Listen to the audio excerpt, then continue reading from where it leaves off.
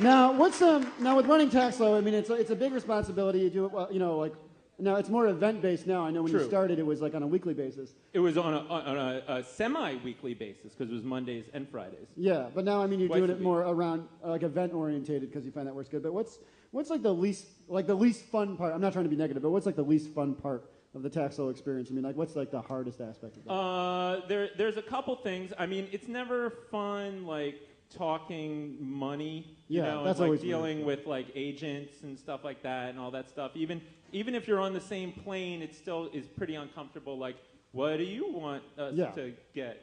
But my least favorite part of the night is between the hours of 9 and 11. Yeah. Because everybody is apparently never forget dead in Baltimore between the hours of 9 and 11. No one comes out until 11. And regardless, I could have had 800 the coming people of Christ. There. Right, yeah, exactly. Like, if Jesus comes on a Sunday night in Baltimore, there's like 5 people there. Yeah. Jesus comes on a Friday, you got like a couple hundred. Yeah, you should have me come. Right. Yeah. You might only be good for another 3 people, though. On a Sunday. On a Sunday. Now, what is, I asked you what the hardest part is. Now, what's your favorite aspect of, setting up the Taxlo stuff? Like, what do you like the most about that? I mean, my favorite thing is just like when it all comes together. Like when I go to a party and I see a very diverse group of people. I see art kids and club kids and regular college students. I thought you said college. And sorry, that's not and everything, and they're all like having fun together. Yeah. That's my favorite thing. That's kind of what I have tried to do, and that's been like one of my goals. Yeah. Is to create a situation where you can have hundreds and hundreds of people and everybody can be having fun together and not really passing judgment on each other. Yeah, like bringing all the kids together, somebody who might like British post-punk and then somebody who might like noise. And exactly. Yeah, because like in Baltimore, we do have a big melting pot of all those different people, and it seems like they kind of all go off in their own direction. Yeah. But with Taxlo, I think you were one of the first people to bring those groups together, which that energy really harnessed into like I think what makes the scene a really strong scene.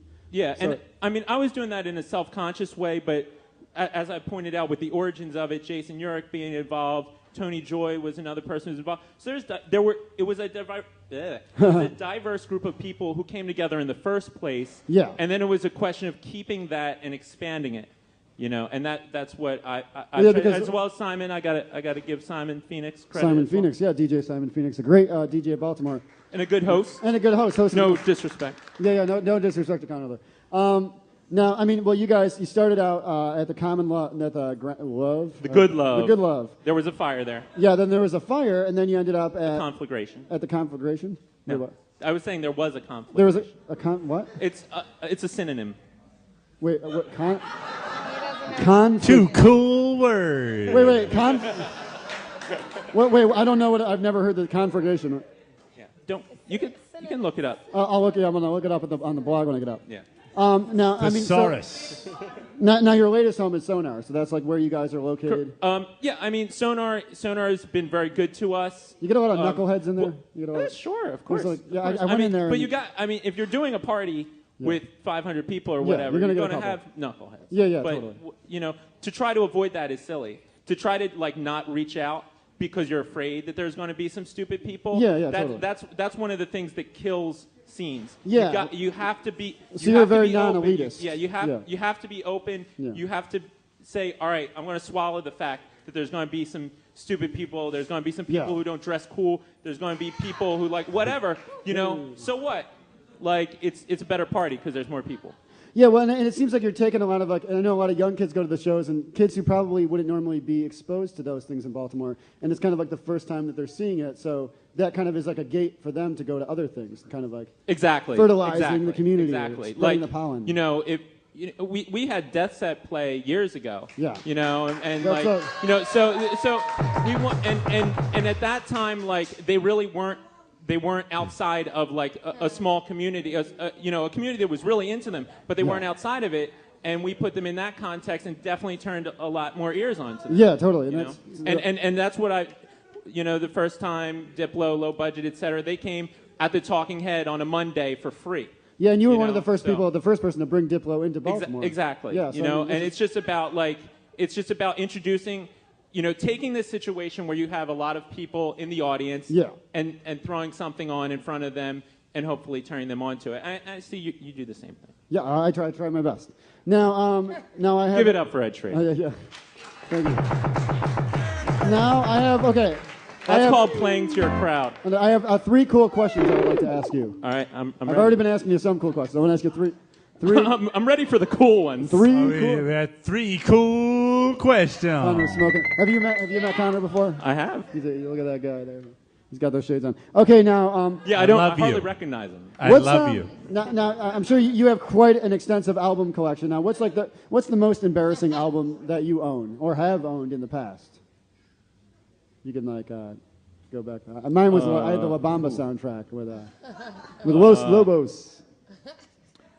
The problem with that question is I have to think of something that not only is legitimately good, but also isn't ironically good either. It's got to just be just not good at all. So I don't know, a Stone Temple Pilots CD single or something Scott like Weiland, that. Yeah. No, that's pretty bad. I kind of don't feel good about that. You don't feel, yeah. It's cool. I went through a bit of a Stone Temple Pilots phase myself.